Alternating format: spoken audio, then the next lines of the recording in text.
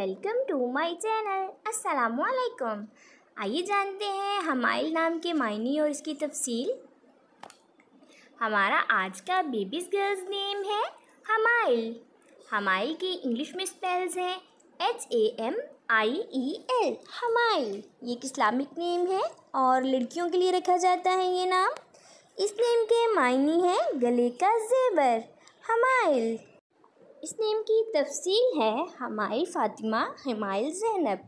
इस तरह से हम ये नाम रख सकते हैं। आप भी अपने नाम का मायने जानने के लिए कमेंट्स में अपना नाम लिखें और मायने जानिए। एंड अपने नाम की स्पेशल वीडियो बनवाने के लिए भी आप मेरे कमेंट बॉक्स में अपना नाम कमेंट कर सकते हैं। And please like the video, subscribe my channel. Okay dears, फिर मिलेंगे न्यू नेम न्यू वीडियो के साथ। अपना ख्याल रखिएगा, दुआओं में याद रखिएगा। अल्लाह हाफिज़।